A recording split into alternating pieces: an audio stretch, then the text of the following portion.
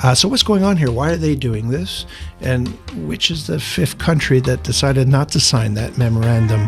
The Global Passport Investor is your go-to podcast.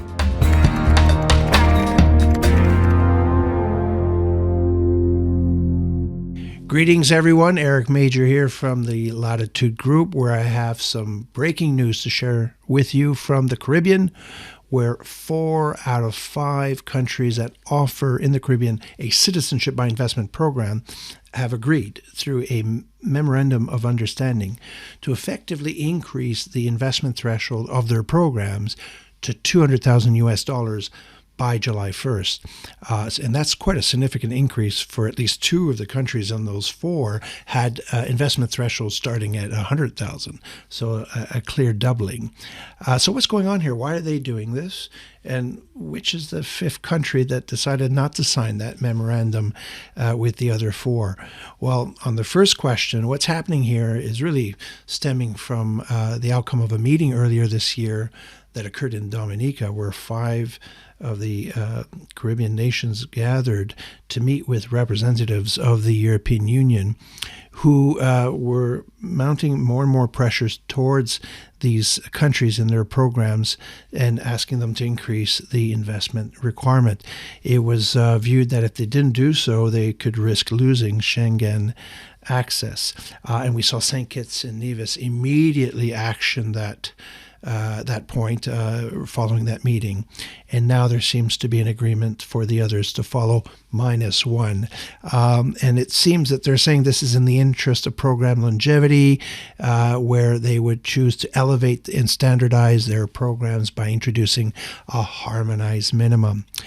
Now, what's happening here is that with the evolution of the market, there was some product creativeness and product development that brought financing arrangement and discounting arrangements that effectively allowed foreign nationals who are applying to pay less than the headline investment threshold. So this is what they're really trying to stop by agreeing that no amount less than $200,000 would afford you citizenship in the Caribbean of these 4 nations going forward. But what's happened to St. Lucia? Why didn't St. Lucia sign this agreement with the other 4? Well, it turns out that St. Lucia has entered into an agreement with an important developer that is one of the approved projects for their real estate arm, their real estate route. And that developer has, through its own funding, provided financing to investors in the same way that you as a client could go see a bank to borrow in order to purchase a home. They were offering some financing for you to purchase a unit in their development. And that meant that the capital outlay that applicants who chose that program was less than $100,000 or $200,000.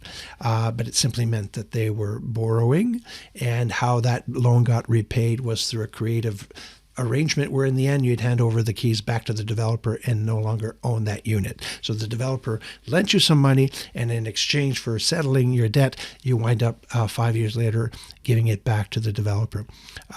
Very innovative structure, highly contested by many in the industry, no doubt, but one that the government in St. Lucia allowed for, and that they're currently bound to finalize and finish until that project is fully developed and completed.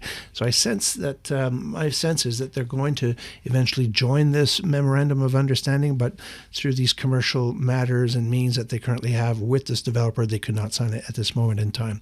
So stay tuned to see how that develops. But in the meantime, for those interested in citizenship and getting a good grade B plus passport that affords visa-free travel to over 140 countries, now's the time to apply before the new thresholds increase on the 1st of July. So we invite you to contact any one of our offices in 22 countries.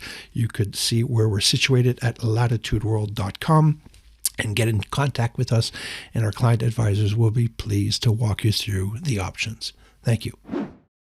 For a deep dive into the recommended residency and citizenship programs available, please check out latitudeworld.com for further details.